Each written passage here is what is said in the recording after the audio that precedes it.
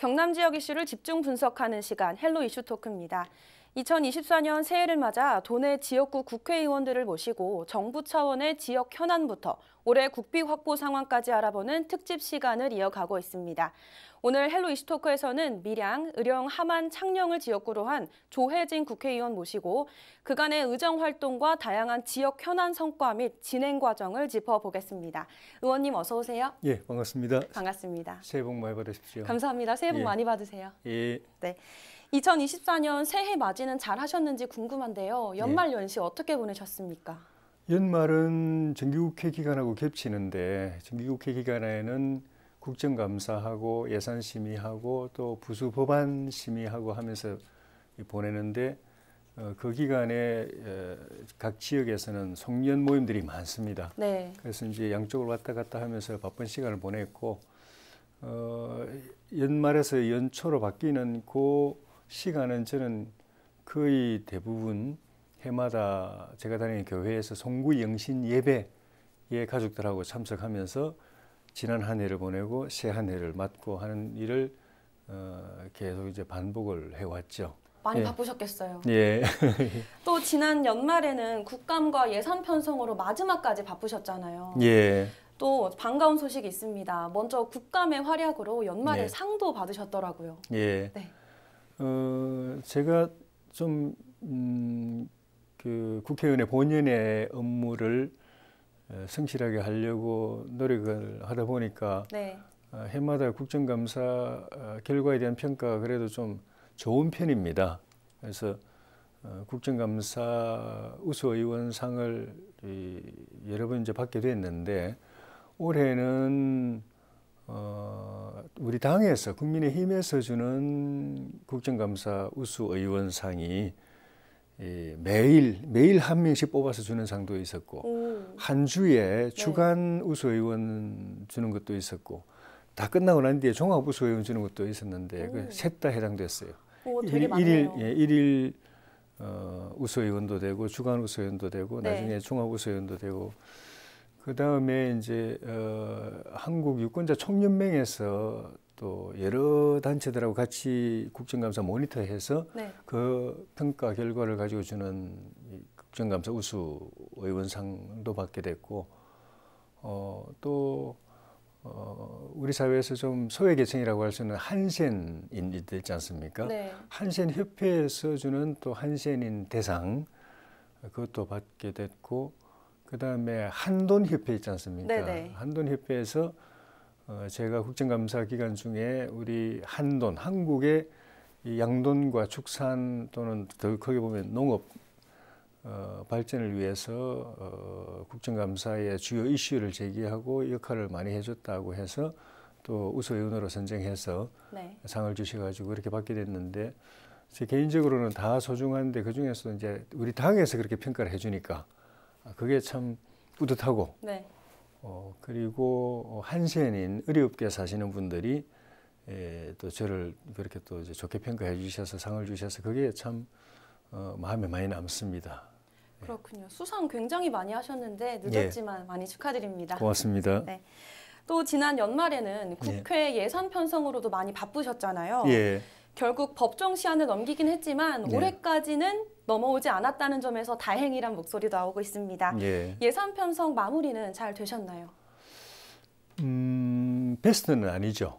베스트는 이제 법정 시한 안에 해야 되는데 그거는 못하고 넘겼죠. 그런데 말씀하신 것처럼 그나마 다행인 거는 해를 넘기지 않은 것. 그건 그나마 다행인데 저는 그전에 이게 무슨 습관적으로 국회가 조금만 신경 쓰면은 법정 시한도 지킬 수 있고 법정 시한을 못 지키더라도 그 해 안에는 할 수 있는데도 왜 그렇게 서로 질질 끌어가지고 좀 전에 송구 영신 어떻게 하셨느냐고 물어보셨는데 어떤 때는 송구 영신을 못하고 국회에서 본회의장에서 예산 뒤늦게 그걸 이제 통과시키느라고 한 해를 국회 본회의장에서 보내고 새해를 맞는 합의가 안 되고 정부 아니냐 야당 아니냐 이 둘 중에 하나 선택해서 일방 처리를 할 수도 있는 상황이었는데 그러려면 정말 이거는 예산 측면에서 보면 비극이거든요. 근데 그걸 피해서 어쨌든 합의를 하고 처리된 거는 잘 된 것 같아요. 예. 네, 알겠습니다.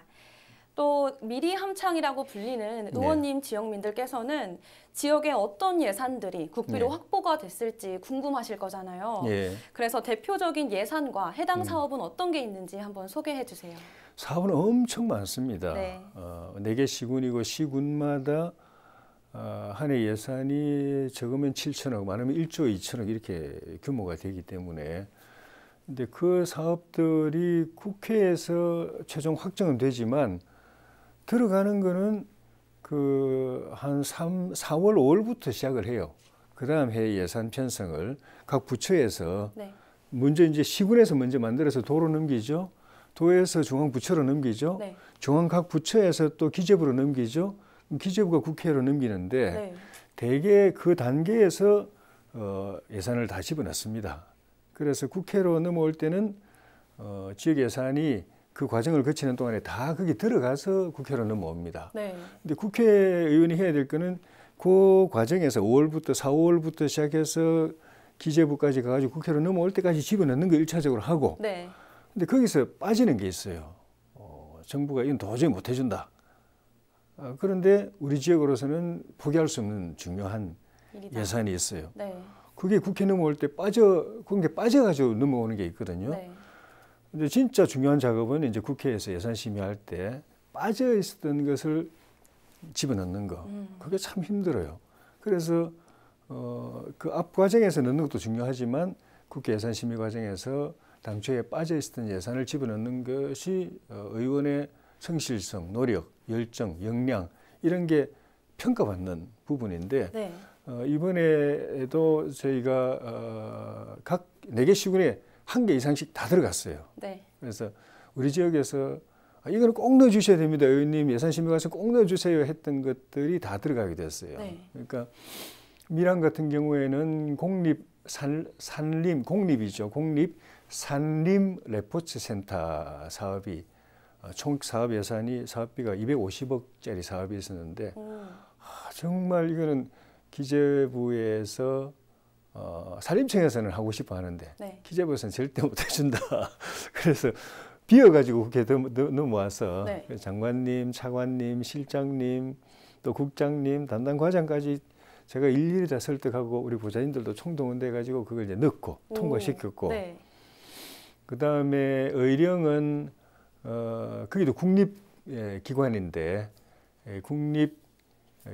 명칭은 이제 경남 청소년 치유재활센터인데 치료재활센터인데 그게 국립기관입니다. 국가기관입니다. 그걸 이제 경남에서 유치하고 경남에서 의령에서 유치를 하는 거죠. 그것도 국가기관, 국립센터를 유치하는 거기 때문에 굉장히 치열했는데 총 사업 예산은 200억이고 그래서 그것도 이번에 또 국회 단계에서 그전에 빠져 있었던 걸 국회에서 심의 과정에서 또 이제 집어넣었고 하마는 이번에 유네스코 세계문화유산으로 등재된 마리산 고분군 그 역사문화권 사업이 우리 하만에서 그 역점적으로 밀었는데 안 됐어요. 그래서 국회로 넘어와서 국회 단계에서 이제 또 다시 이제 살려낸 거죠. 하만은 그 사업이 이제 살아났고 창녕은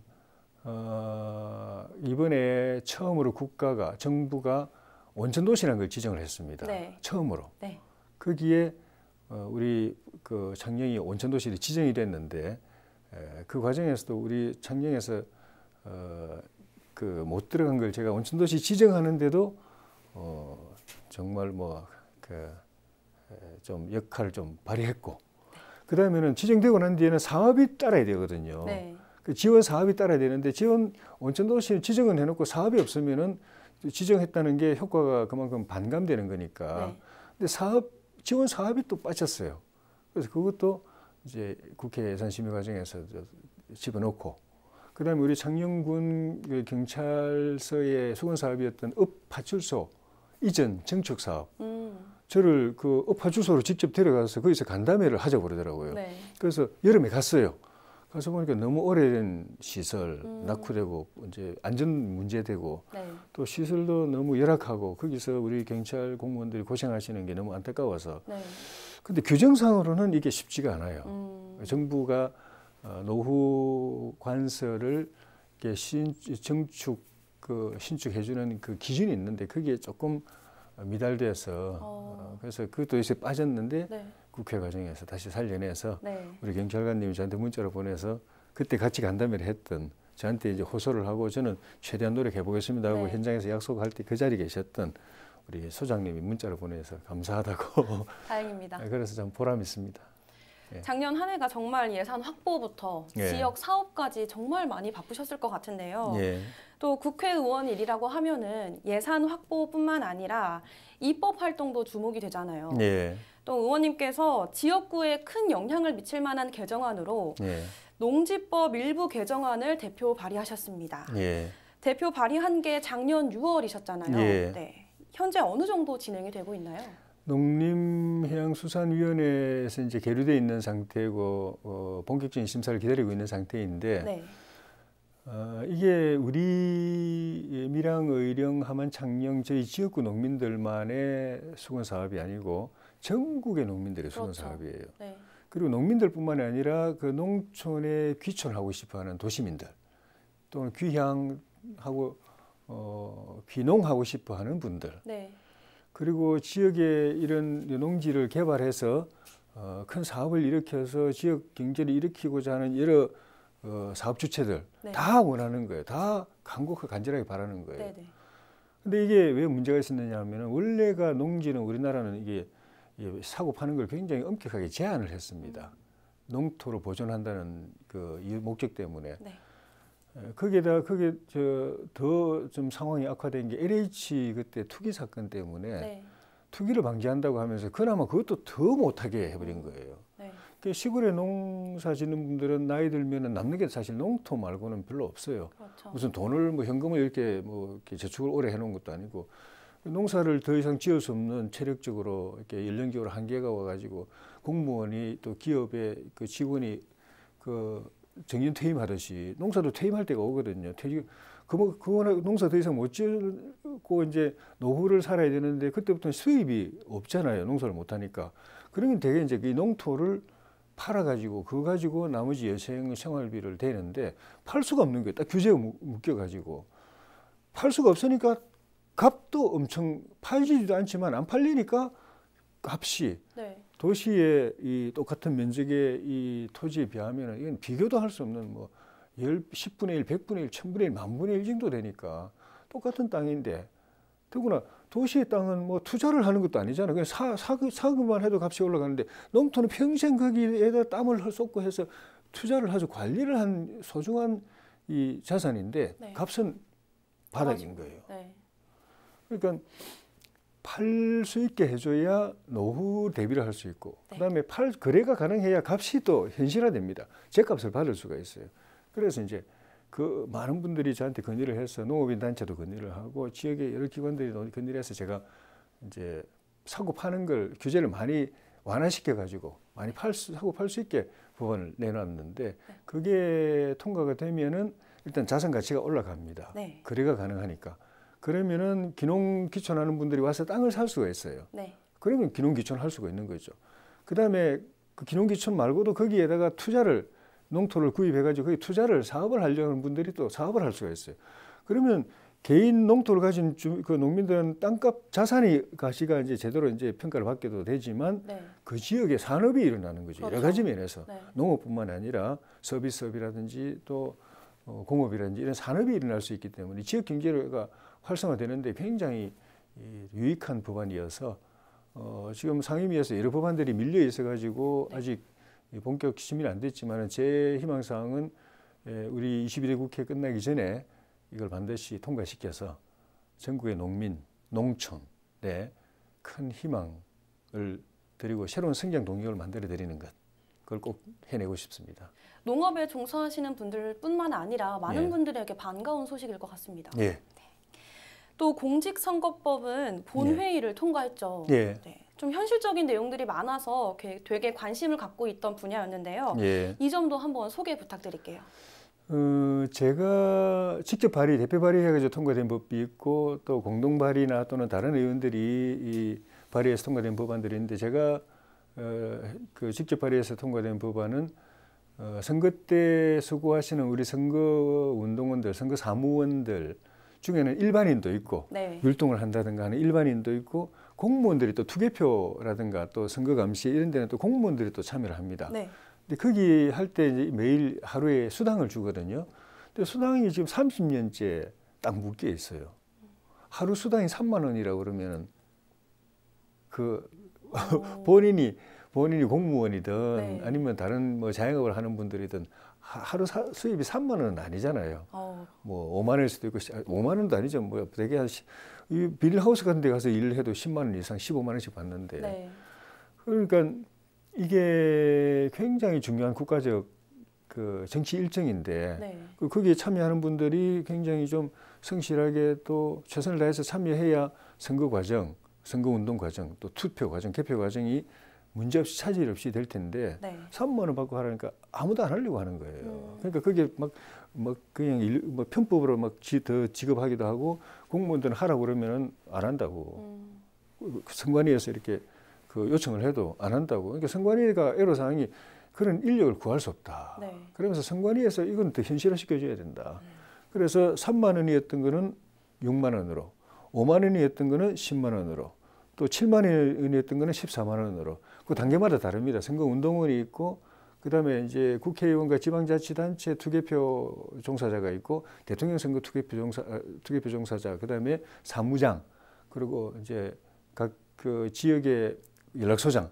그 단계마다 어떤 사람은 3만 원, 어떤 사람은 5만 원, 어떤 사람은 7만 원이었는데 그걸 똑같이 일률적으로 2배로 올려준 겁니다. 30년 만에. 그럼 마지막으로 지난 4년간의 국회 의정 활동에 대한 소회 한번 말씀해 주시면서 예. 경남도민 지역민들에게 새해 인사 한번 해주시죠. 예.